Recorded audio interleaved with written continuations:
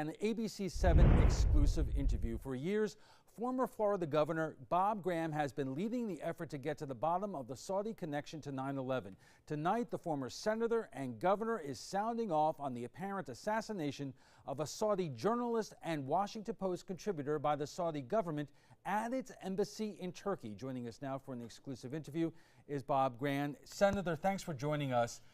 Obviously, as I mentioned, you've been leading the charge to find the answers to whether or not the Saudi government was connected to 9/11. Now we have this incident in Washington involving the journalist Jamal Khashoggi.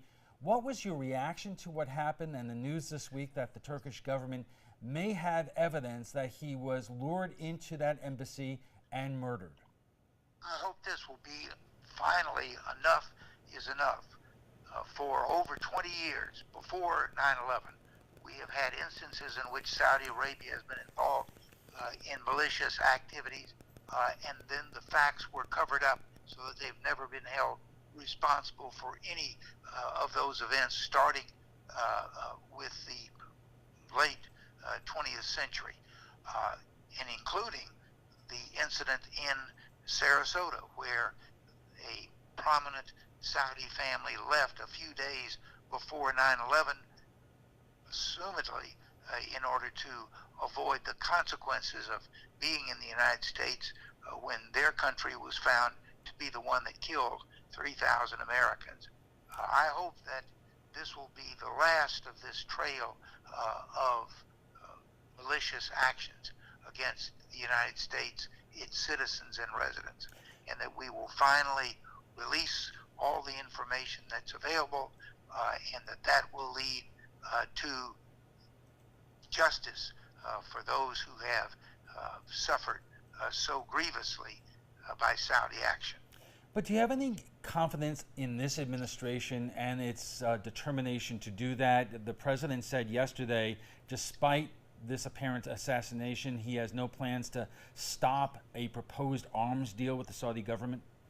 Well, and assumedly the same rationale has been the basis why this administration has refused to release the information that incriminates Saudi Arabia in 9/11 and a whole series of other events.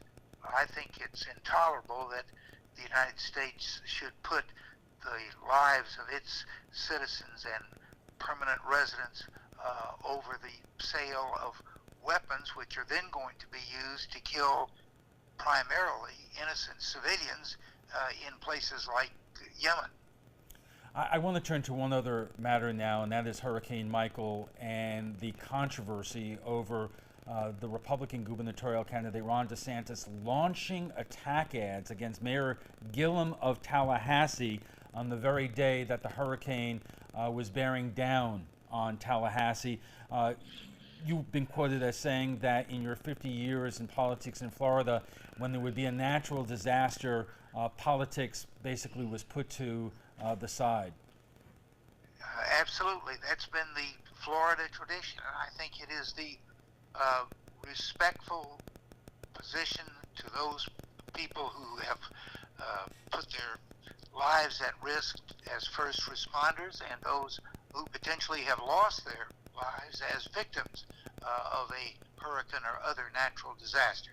That is not the time for partisan petty politics. There has been time for that, and there will be time for that, but the day after what might turn out to be the most savage hurricane in certainly the history of North Florida, that is not the time to be engaging in partisan politics. Does that message go out to really both parties here? Because there have been ads against Governor, the governor, Rick Scott, by the Nelson campaign as well.